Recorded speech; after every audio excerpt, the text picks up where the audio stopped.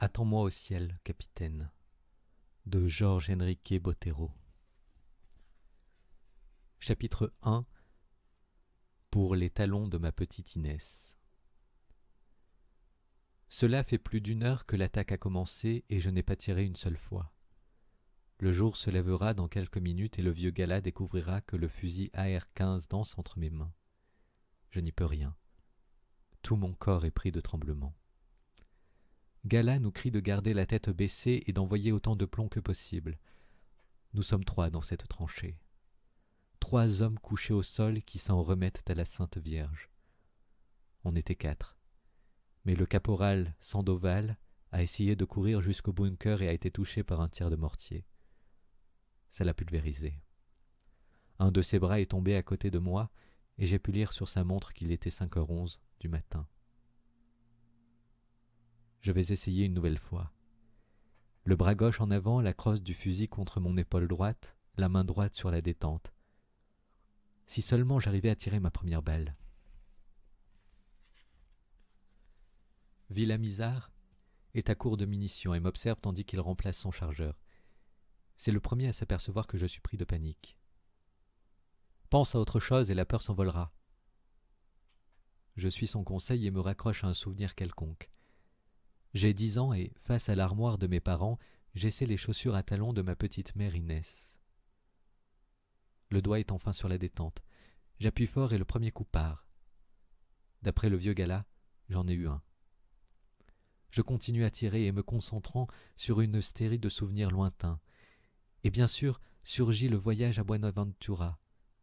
Je crois que c'est le plus beau souvenir de ma vie et qu'Hamilton en dirait autant. « Les fils de pute, ils mettent le paquet !» crie Gala. Le vieux en sait plus que nous tous réunis. Cela fait des années qu'il est dans cette jungle. On raconte qu'il a eu un fils avec une indienne et qu'on l'a puni en l'envoyant ici. Pourtant, on ne dirait pas qu'il est puni. Il a plutôt l'air heureux, il nous donne des surnoms, il se moque de nous. À cause de lui, je ne m'appelle plus Johnny Gerardo, mais Manzana, comme le soda que je bois tout le temps. Le colonel nous disait hier de nous préparer parce qu'on allait être pilonnés. Gala avait raison. Il ne s'agit pas d'une simple attaque. Ils sont venus avec toute l'artillerie. D'où cette pluie d'obus qui nous assourdit, et ce sillon de cadavres qui apparaît avec les premières lueurs du jour, et les longs hurlements quand le plomb déchire la peau et la pénètre en brûlant. À l'extrémité sud du camp, on entend les cris désespérés de quelqu'un qui appelle l'infirmier alors que celui-ci est immobile, pris sous le poids d'une poutre qui lui écrase le thorax, les yeux grands ouverts, exorbités sur le point d'exploser. Des flammes jaillissent du poste de commandement, ce qui signifie que nous sommes privés de moyens de communication. Avec les premières lueurs de l'aube, survient une averse, suivie d'une pluie d'obus. Ça explose devant mes yeux. Je vois voler dans les airs les 3 soldats qui défendaient le poste de garde. Le sang éclabousse les murs et les vêtements. Il gicle partout. Même la pluie qui coule sur le sol est rouge. Je me mets sur le dos, laisse l'eau ruisseler sur mon visage et les pensées m'assaillir. C'est alors qu'explose la rage accumulée depuis 3 mois. Il va le payer, le paternel. Sûr qu'il doit être rentré à la maison. Il s'est débarrassé de la honte de sa vie. J'ai réussi à vider un chargeur, incroyable. Je me vois en train de le remplacer alors que je devrais être en train de refaire mon vernis à ongles. Villamizar s'aperçoit que je suis sur le dos, pensif, en train de me regarder les mains. « Et alors ?» me demande-t-il avec... On éclate de rire au milieu du vacarme des tirs et des obus. Le surnom que lui a donné Gala. On voit qu'il n'est pas comme les autres. Il a quelque chose qui me rappelle Fernando, l'ex-fiancé de ma sœur. Ce Fernando, je me souviens du jour où il a dû se cacher sous mon lit. Il était arrivé un samedi après-midi pour voir Maribel, mais elle était partie avec sa mère au parc de la Cana, voir le spectacle de George et Baron. Mon père était de garde et mon frère faisait son service militaire. J'avais 13 ans et j'étais heureux, surtout quand j'étais seul à la maison. Je pouvais me maquiller, je mettais des chaussures à talons, des boucles d'oreilles.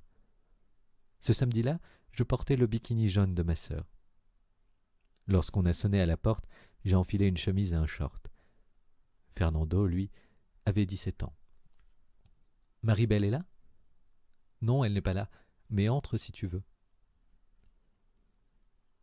Le gars s'est vite rendu compte de la manière dont je le regardais, car il n'a pas hésité à me prendre la main. On regardait la télévision et il m'a pris la main. Ça m'a rendu nerveux. Je ne savais pas quoi faire. Je tremblais comme lorsque cet enfer s'est déchaîné. Je tremblais et il m'a dit « Viens ». Il s'est rapproché et m'a embrassé sur la bouche. Il m'a embrassé et j'ai tremblé encore plus fort. Il m'a pris par le bras et m'a conduit dans ma chambre. Là, il a découvert que j'étais en bikini et ça l'a rendu fou. Il a baissé mon pantalon et se l'est sorti et j'ai commencé à le sucer. Je ne savais pas comment m'y prendre et je lui ai fait mal. Fernando m'a alors dit « Non, viens, c'est moi qui vais te la mettre ». Il voulait me pénétrer et moi je voulais savoir comment ça faisait. J'étais très nerveux mais je me suis laissé guider. Il s'est mis un peu de salive dans la main, l'a étalé sur mon cul et m'a pénétré. Ça m'a fait mal, tellement mal que c'est remonté jusqu'à mon âme et que tout s'est obscurci. Nous en étions là lorsque ma mère et Maribel sont rentrées, toutes guillerettes. Ma sœur était excitée parce que Ivan Velazon lui avait signé un autographe et que, soi-disant, il lui aurait fait un clin d'œil. Maman s'est mise à m'appeler en criant « Johnny, où es-tu fourré ?» On était dans la merde. Fernando s'est précipité sous le lit, tel qu'il était, et je me suis couché en faisant semblant de dormir. Quand Maribel est entrée dans la chambre, elle s'est jetée sur moi pour me raconter le concert. Ça avait été un truc de fou. La seule chose qui n'allait pas, c'est qu'elle n'avait pas trouvé Fernando. C'était étonnant parce qu'il adorait le vallenato. Si on s'en sort, je me rapprocherai de Pamplona. On voit bien qu'il est différent, mais vu la manière dont les choses se présentent, ce n'est pas gagné. Hier, lorsque le colonel nous a réunis pour aller distribuer des bonbons aux enfants du village, on était 51. À présent, on n'est plus qu'une trentaine en comptant les blessés. 2000 guérilleros au moins sont en train de prendre le village et se rapprochent de plus en plus. Je crois que nous ne passerons pas à la mi-journée. J'entame mon deuxième chargeur sans grande conviction et je demande à Gala s'il s'est déjà retrouvé dans une situation pareille. Il me répond que l'objectif est de résister jusqu'à l'arrivée des renforts. Un obus vient de tomber sur ce qui était le bâtiment des dortoirs. Le toit et les murs sont par terre. Les lits ont une drôle d'allure, comme ça, à ciel ouvert. Notre morale aussi est en train de s'effondrer. Il est presque 14 heures et aucun signe de renfort à l'horizon. Don Tarcisio Martinez sera content. Le nom de son fils cadet figurera demain sur la liste des morts à la suite de l'assaut de Pueblo Nuevo, et il aura droit aux honneurs militaires. Il pourra dire que j'étais un homme, que je suis tombé en défendant la démocratie. Je me jure que si par miracle je m'en tire, je réglerai son compte à mon enfoiré de père. Ma mère, elle, me dira qu'il faut le comprendre. Il est policier, mon fils, mets-toi à sa place. Mais ce qui est sûr, c'est que personne ne se met à la mienne. Quand on a raconté à mon père qu'on m'avait vu avec un PD dans la rue, j'avais 16 ans. Depuis l'âge de 13 ans, depuis l'histoire avec Fernando, je n'avais plus eu aucune relation.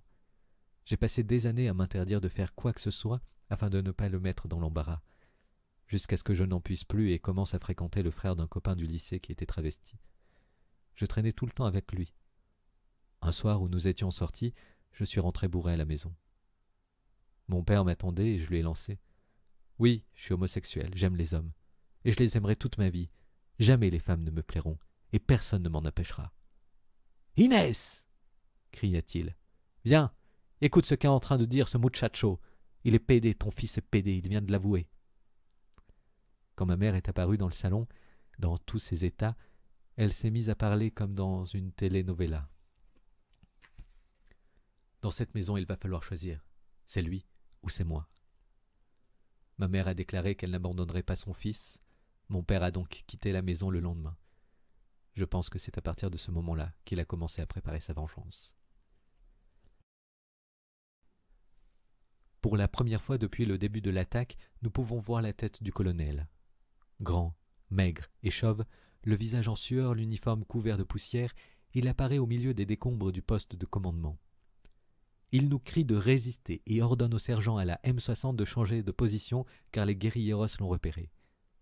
À l'instant où le sergent Rueda Rico Jem sort de sa tranchée, un obus fend en l'air et atterrit à l'endroit où il était. Sonné, il se met à tourner comme un fou, la mitraillette à l'épaule, pour entamer une course suicidaire et s'écrouler entre Villamizar et Gala. Le colonel surgit derrière lui et me tombe dessus. Attention, colonel, ne jouez pas avec le feu, vous êtes en enfer. Et toi, soldat, qu'est-ce qui te fait rire? Je me tais et le vieux Gala vient à mon secours. C'est nerveux, il a rigolé toute la journée, mais il s'est battu courageusement. On boit l'eau de la gourde du colonel. La soif que donne la poudre est insatiable. On a même bu l'eau des flaques, de l'eau avec du sang. Je m'aperçois que je n'ai pas faim, bien que je n'ai rien mangé depuis hier midi. Bon, c'est sans compter les bonbons d'hier soir. On était sortis distribuer des bonbons aux enfants, mais il n'y avait pas âme qui vive, même pas dans les maisons. Carillo s'est bien démerdé. C'est une vraie nuit d'Halloween, a-t-elle dit. Tout le monde s'est transformé en fantôme. On a ri, mais on aurait dû s'inquiéter. Il y avait bien une raison pour que les gens restent planqués. On n'a pas traîné. On a mangé les bonbons et on est parti dormir comme si de rien n'était. Maintenant, on est en plein cauchemar à attendre désespérément des renforts qui n'arriveront jamais, car cet endroit, comme dit Gala, est une grande prison loin du monde où rien ne parvient. Un seul avion par semaine, et encore quand la piste n'est pas inondée. L'autre jour, on était de garde à l'aéroport et un mécanicien nous a raconté que le gouvernement avait bloqué des fonds à 8 reprises pour faire aménager une vraie piste et que les politiques locaux les avaient volés autant de fois. Le colonel est collé à une radio portable dans laquelle il murmure des appels au secours qui se perdent dans les airs. Si ma sœur était là, elle dirait que personne n'écoute le colonel comme dans le roman de Garcia Marquez. Elle a toujours la bonne réplique. Quand on se parlait encore, elle me disait que son rêve était de devenir journaliste. Mais Maribel ne me parle plus, et heureusement, elle n'a jamais su l'histoire avec Fernando. Il est bientôt 16 heures et une nouvelle pluie drue déferle du ciel nuageux. Les tirs durent depuis 12 heures. On n'a presque plus de munitions, ni de force, ni de courage. Soudain, une énorme brèche s'ouvre sur un des murs et pour la première fois nous voyons le visage des guérilleros qui nous attaquent depuis l'aube. Ils s'introduisent dans le camp derrière des rideaux de balles. Ils sautent entre les décombres et défient nos tirs, indifférents à la mort. Il ne doit pas y avoir plus de 30 mètres entre eux et nous. On décide donc de se relever pour lancer une contre-attaque féroce qui nous sauvera ou nous perdra irrémédiablement.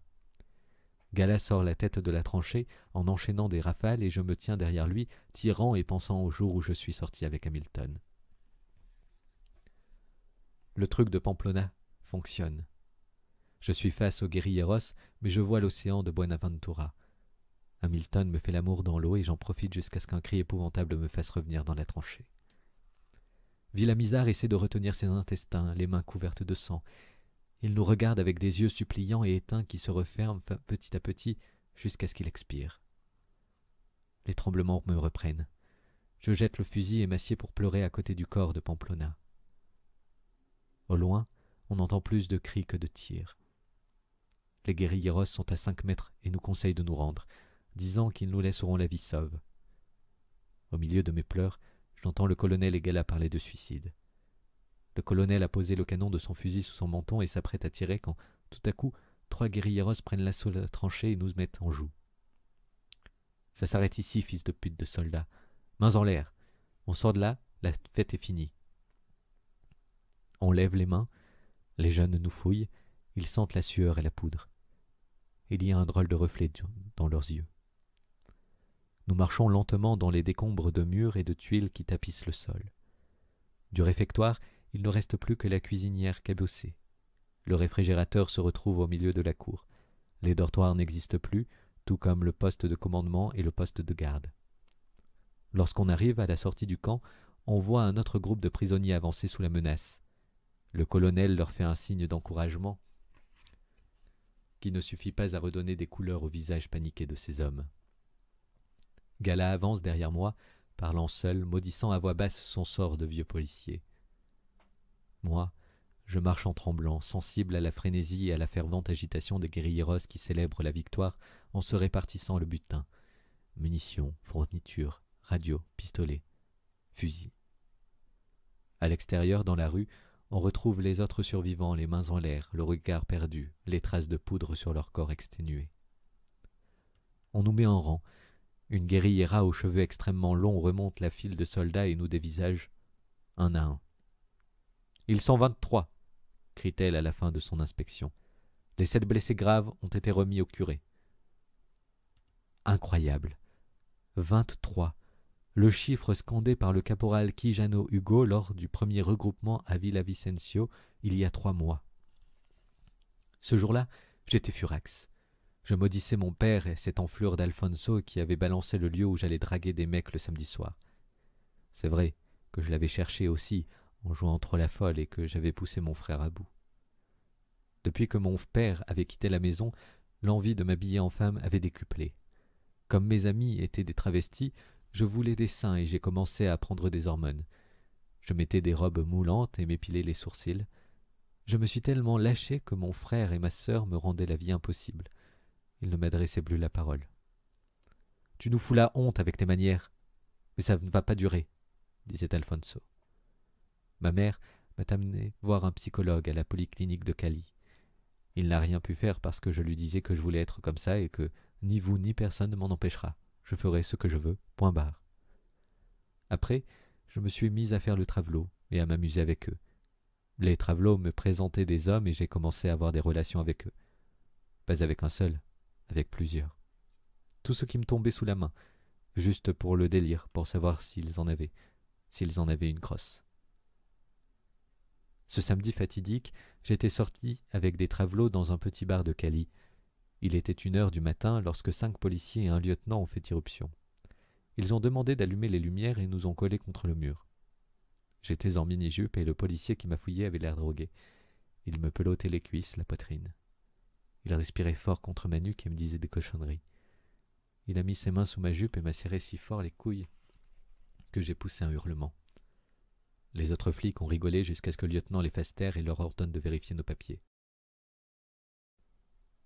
Les policiers donnaient les cartes d'identité au lieutenant qui les examinait avant de les jeter par terre jusqu'à ce qu'arrive la mienne.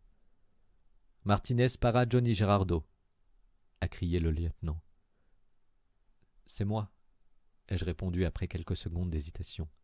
« Viens avec nous !» a ordonné l'officier. C'est dans cet accoutrement en jupe et talons aiguilles qu'ils m'ont amené au commissariat du quartier de Siloé à Cali. Le lendemain, quelqu'un m'a apporté des vêtements et des chaussures d'homme, ainsi que du démaquillant. À la mi-journée, un camion militaire est arrivé.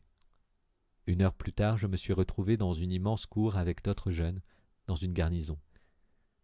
À 16 heures, on nous fait monter dans un autre camion et on nous a amenés à l'aéroport. 1 heure plus tard, on apercevait le célébrissime et apocalyptique coucher de soleil des Llanos orientaux à Villavicencio. Après nous avoir comptés et avoir crié que nous étions 23, le caporal Quijano Hugo nous a expliqué que les civils étaient tous des PD et nous a souhaité la bienvenue au service militaire obligatoire. Extrait terminé. Merci de m'avoir écouté.